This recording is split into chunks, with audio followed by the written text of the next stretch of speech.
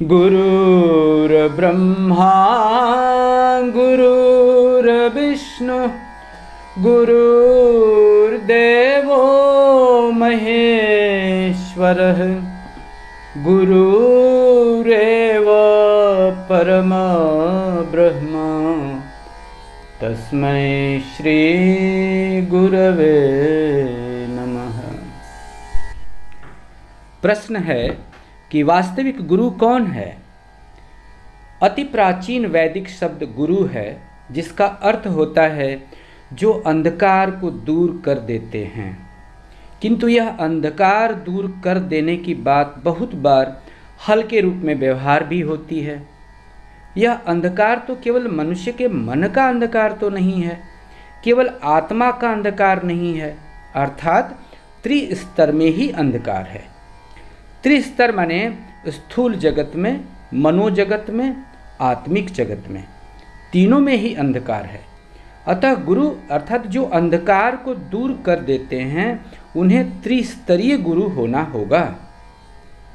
उन्होंने केवल यदि अ आ क ख लिखना सिखा दिया तो वे एक स्थूल जगत के गुरु, ऐसा होने से चलेगा नहीं। फिर यदि उन्होंने मानसिक जगत से अंधकार हटा दिया तो इससे भी नहीं चलेगा।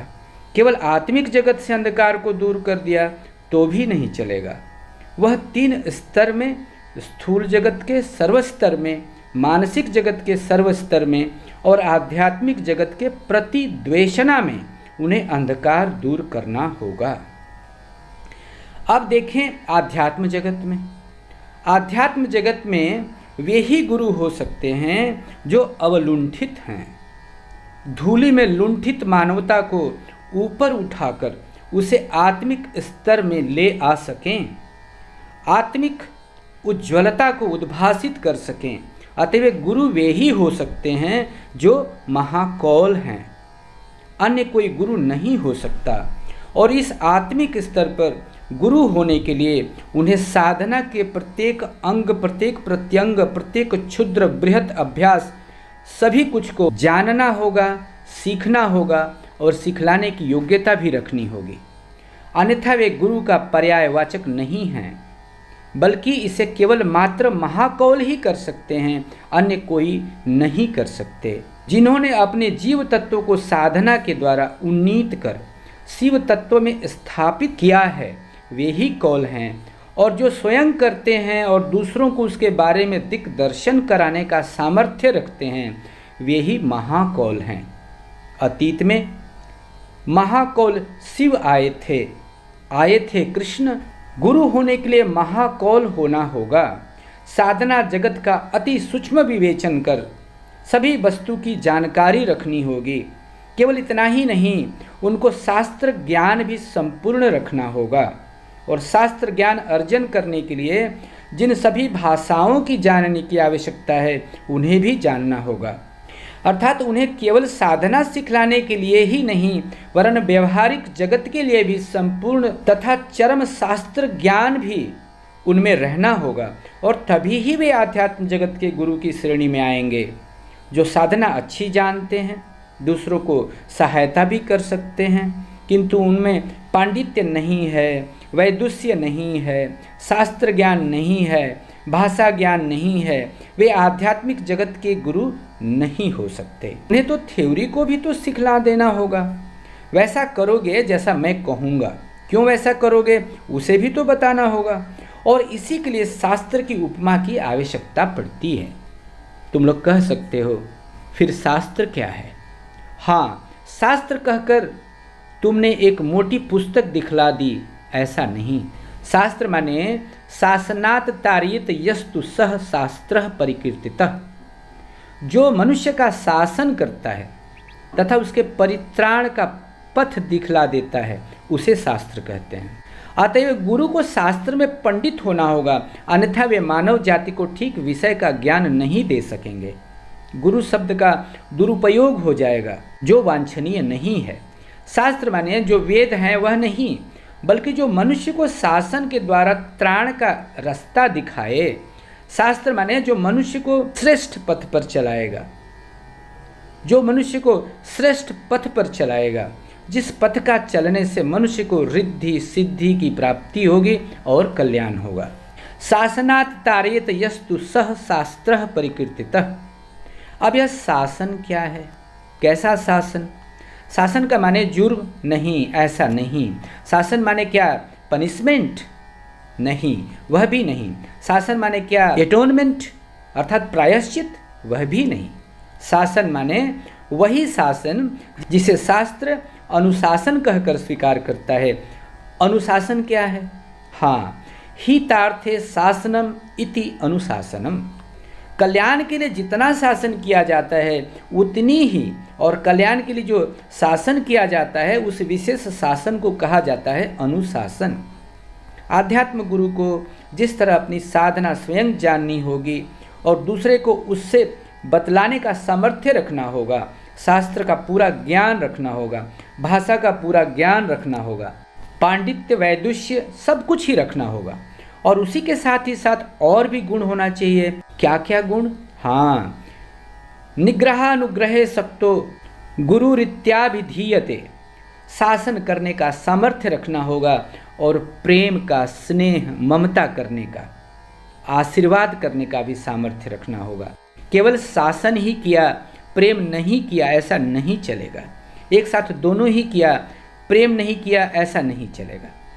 एक साथ दोनों ही चाहिए, और शासन की मात्रा कभी भी प्रेम की सीमा का उल्लंघन न कर जाए, तभी ही होंगे आध्यात्मिक जगत के गुरु।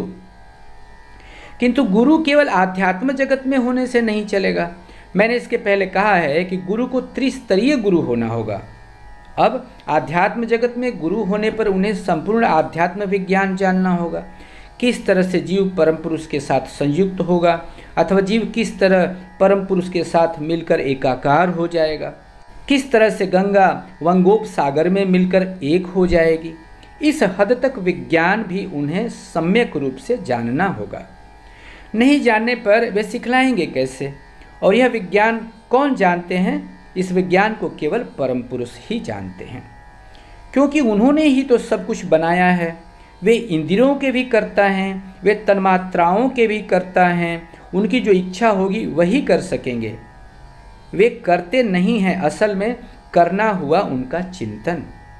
वे जैसा भाव लेंगे वैसा ही होगा। तो वह परम पुरुष के अलावे कोई नहीं जानता। अतः परम पुरुष यदि मनुष्य को यह शिक्षा न दें तो मनुष्य कैसे परम पुरुष को पाएगा? इसे मनुष्य किस तरह से जानेगा? इसे तो परम पुरुष ही जानते हैं, कारण परम पुरुष ने मनुष्य की सृष्टि की है और चलने का पथ भी बनाया है। फिर परम पुरुष के कृपा से ही ना लोग जानेंगे। इसी से आनंद सूत्र में कहा गया है, ब्रह्मैव गुरुरेकः नापरः। अर्थात ब्रह्म अर्थात परम पुरुष ही गुरु हैं। वे पांच भौतिक आधार से मनुष्य को प्रकृत वस्तु को सिखला देते हैं। यही हुई आध्यात्म गुरु की बात। इसे मनुष्य को भली भांति जान लेना होगा। इसके लिए बहुत से लोग सोचते हैं कि आध्यात्म जगत में परम पुरुष को पाने के लिए शिक्षा दीक्षा की जरूरत है। अमुक महापुरुष तो लिखना पढ़ना नहीं जानते थे, तमुक तो जानते नहीं। बात तो ठीक ही है। परम पुरुष को पाने के लिए लिखाई पढ़ाई की तकनीक की जरूरत नहीं है। यहाँ पंडित मूर्ख का कोई विचार नहीं है, किंतु गुरु होने के लिए जरूरत है। गुरु होने के लिए केवल परम पुरुष को पाने से ही यथेष्ट नहीं है, इन गुणों का रहना भी उनके साथ आवश्यक होगा। अतः जिनमें विद्या नहीं है, शास्त्र ज्ञान नहीं है, जिनमें सिखलाने वाली योग्यता नहीं है, जिनमें शासन और प्रेम इनको करने का सामर्थ्य नहीं है, वे आध्यात्म गुरु ही नहीं हैं। केवल आध्यात्म होने पर भी नहीं चलेगा। और भी दो वस्तुएं हैं। मैंने कुछ देर पहले ही कहा है, त्रिस्तरीय, 3 स्तर हैं। आध्यात्मिक स्तर के बाद स्थूल है मानसिक स्तर, अर्थात जीव का मन कैसा है। जीव का मन जिस ढंग का बना है, उस मन को स्थूल से किस तरह से सूक्ष्म की ओर ले जाना होगा। उन अनेक जीवों के मन को एकत्रित मिलाकर किस तरह से उन्नति कर सकेंगे, इन सभी को उन्हें जानना होगा। अर्थात उनको व्यवहारिक मनस्तत्व भली भांति जानना होगा। मनस्तत्व के तात्विक दिशा को भी भली भांति जानना होगा। पुस्तक में जितना मिलता है उससे अंततः सहस्त्र गुना अधिक जानना होगा। अपनी प्रज्ञा के द्वारा उन्हें समझना होगा और वे तभी ही अन्य को सिखला पाएंगे। अर्थात केवल आध्यात्म जगत में ही नहीं, मानसिक जगत में भी उन्हें गुरु होना होगा। मनुष्य के मन में जो अभाव छुपा हुआ है उस अभाव को दूर कर देना होगा, तभी गुरु हैं, तभी वे मानसिक स्तर के गुरु हैं। आध्यात्मिक स्तर की बात तो मैंने इतनी देर तक कही, अर्थात उन्हें मानसिक जगत में ह्यूमैनिटिज्म विषय में भी प्रकांड पंडित होना होगा, उन्हें सर्व विद्या में पारदर्शी होना होगा। आध्यात्मिक गुरु होने पर उन्हें सर्व शास्त्र में सुपंडित होना होगा, एक दो शास्त्र में पंडित होने पर नहीं चलेगा। और इसके साथ ही साथ अवश्य ही मानसिक स्तर में उन्हें सब कुछ जानना समझना होगा और उसको सम्यक संप्रयोग भी सिखाना होगा, कर सकना होगा। इसके बाद आता है स्थूल जगत। गुरु जिन्हें सिखला रहे हैं वे हाड़ मांस के बने मनुष्य हैं, पंच भौतिक मनुष्य हैं। दुख वेदना हंसी क्रंदन की समष्टि लेकर उनका यह जीवन है। उनके खाने पहनने का सवाल है, उनको सुख दुख है, उन्हें शोकाश्रु है, उन्हें आनंदाश्रु भी है, उनको दुख की ग्लानि है। उनके चलने का पथ का पाथेय बना देना गुरु का काम है। जागतिक जगत के गुरु को इस प्रकार का होना होगा और जागतिक जगत के गुरु होने पर मनुष्य को ऐसा कुछ सिखलाना होगा जिससे उनकी जागतिक समस्याओं का भी सुंदर समाधान हो सके। उनके अन्न, वस्त्र, शिक्षा, चिकित्सा और विभिन्न प्रकार की जागतिक आवश्यकता जिससे यथायथ रूप से सिद्ध हो सके, गुरु को उसकी व्यवस्था करनी होगी, उसका भार ग्रहण करना होगा। अर्थात गुरु होने के लिए आध्यात्मिक जगत में एक विराट योग्यता, मानसिक जगत में विराट योग्यता और जागतिक जगत में हिमालय प्रमाण दायित्व के बोझ को सिर पर लेकर उन्हें धराधाम पर अवतीर्ण होना होगा। अतः गुरु होना साधारण बात नहीं है। राम राजा तला, हावड़ा, 15 मार्च 1981 by श्री श्री आनंद मूर्ति जी।